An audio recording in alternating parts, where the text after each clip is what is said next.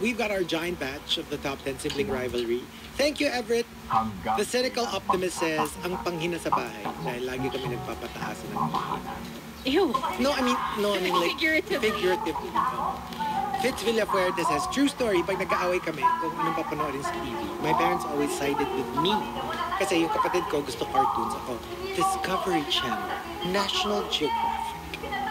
Yeah, so parang, educational yung isa. But those are fun to watch. They are. Until now. I mean, especially I love watching now. them. Shark. I love Shark. I've started to get into that. Nowadays, I watch a lot of those videos. I love it. From Biosam, true story, because of our birthdays, I don't usually get gifts, but my sister does.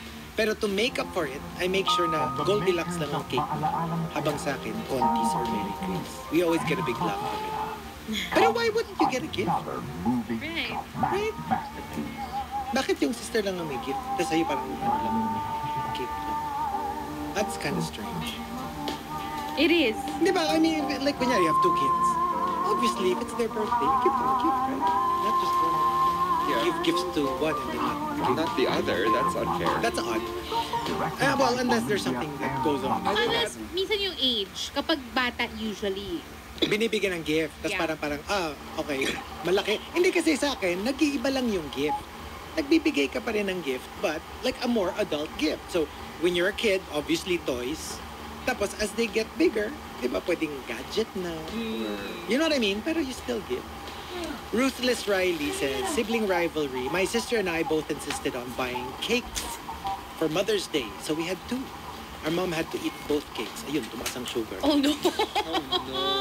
Kasi parang hindi sumama ang loob di ba?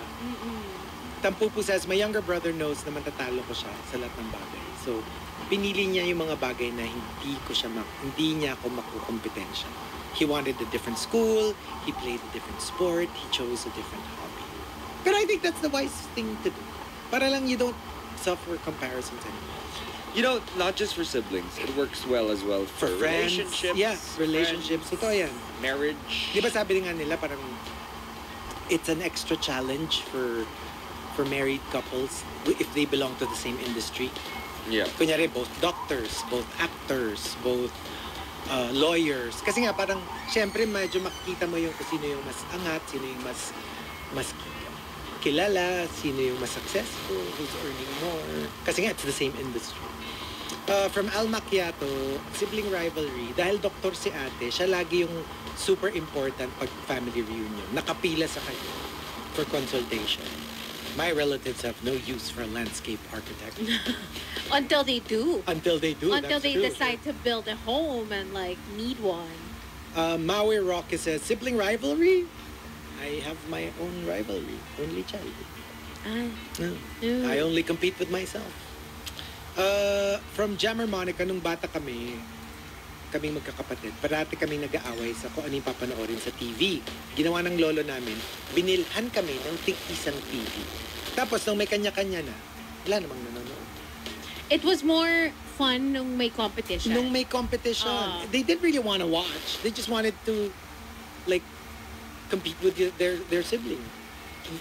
Which is why it's great now that there's streaming platforms. I know, right? Because back in the day, it was just like channels. Tapos you had to agree on it, share diba? the same screen. That's true. That's true. I would always throw a tantrum pag hindi yung show when na I yung don't get to papanood. watch something that I want to watch. I would make sumbo. Be like, ganun. What a nightmare.